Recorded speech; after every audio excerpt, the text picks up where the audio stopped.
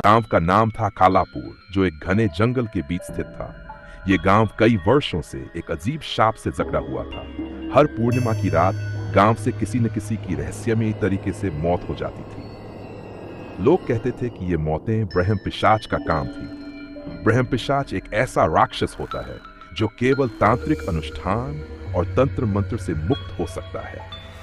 गांव के बड़े बुजुर्गों का मानना था कि इस शाप का कारण वर्षों पहले गांव में हुई एक डायन की मौत थी। उस डायन को गांव वालों ने जिंदा जला दिया था और मरने से पहले उसने गांव को शाप दिया था कि उसकी आत्मा हमेशा इस गांव में प्रेत बनकर घूमेगी। डायन और ब्रह्म पिशाच के बीच कोई अदृश्य संबंध था जिसे कोई समझ नहीं पा रहा। गांव वालों ने इस आतंक से बचने के लिए कई तांत्रिकों को बुलाया, लेकिन कोई भी ब्रह्म पिशाच को रोकने में सफल नहीं हुआ।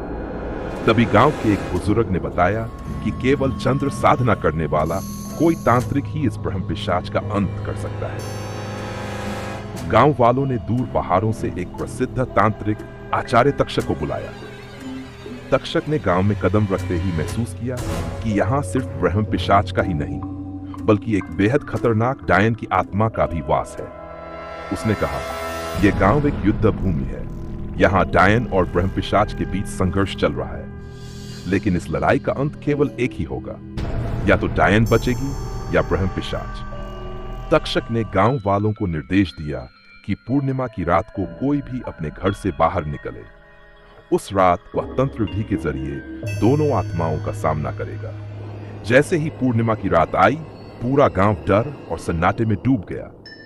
चारों ओर घना अंधेरा और जंगल से आती अजीब सी आवाजें माहौल को और खौफनाक बना रही थी। तक्षक ने श्मशान में अपनी तांत्रिक क्रिया शुरू की। उसने चारों ओर मंत्रोच्चार करते हुए पवित्र आग जलाई। तभी अचानक एक डरावनी हंसी पूरे श्मशान में गूंज उठी। आग की लपटों के बीच से एक लंबी डरावनी आकृति प्रकट हुई। ये डायन थी। उसके बाल बिखरे हुए थे, आंखें लाल, और उसकी आवाज इतनी भयानक थी कि आसपास के पेड़ पौधे कांपने लगे। वह तक्षक की ओर देखते हुए बोली, तुम्हें क्या लगता है कि मैं तुम्हारे इन मंत्रों से डर जाऊंगी?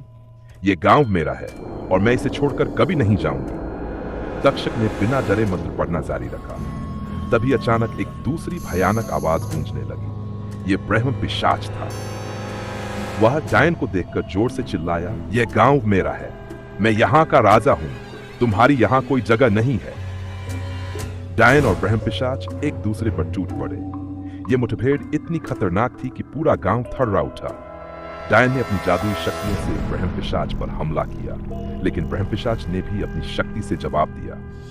तक्षक बीच में खड़ा मंत्र पढ़ता रहा, जिससे दोनों की शक्तियां कमजोर होने लगी। युद्ध के दौरान डायन ने एक गहरी साजिश का खुलासा किया।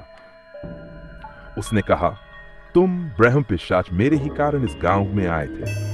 मैं ही तुम्हें तांत्रिक के जरिए इस जगह बुलाना चाहती थी ताकि तुम मेरे शाप को पूरा कर सको, लेकिन तुमने मेरे खिलाफ ही हो जाना चुना। ब्रह्म पिशाच ने क्रोध में आकर कहा, तुमने मुझे धोखा दिया, अब मैं तुम्हारा अंत करूंगा। तक्षक ने अपनी तंत्र साधना को और तेज कर दिया। उसने अपनी पूरी शक्ति लगाकर दोनों आत्माओं को एक दूसरे से बंधने के लिए मजबूर कर दिया। उसने कहा, तुम दोनों की आत्माओं को इस धरती से हमेशा के लिए मुक्त करना होगा। अब ये युद्ध खत्म होगा। डायन और ब्रह्म पिशाच की चीखें पूरे जंगल में गूंजने लगी।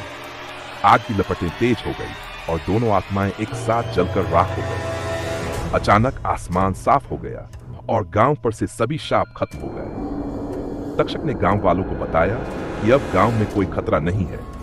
डायन और ब्रह्म पिशाच हमेशा के लिए खत्म हो चुके हैं। गांव वालों ने चैन की सांस ली और तक्षक का धन्यवाद किया। लेकिन तक्षक ने जाते जाते चेतावनी दी, ये जगह अब सुरक्षित है, लेकिन अगर इंसान फिर से अपने लालच और पापों में डूबा तो ऐसी शक्तियां दोबारा आ सकती हैं। इस कहानी का अंत भले ही शांति से हुआ हो, लेकिन यह हमें याद दिलाता है कि बुरी ताकतें तभी पनपती है जब इंसान अपनी अच्छाई खो देता है।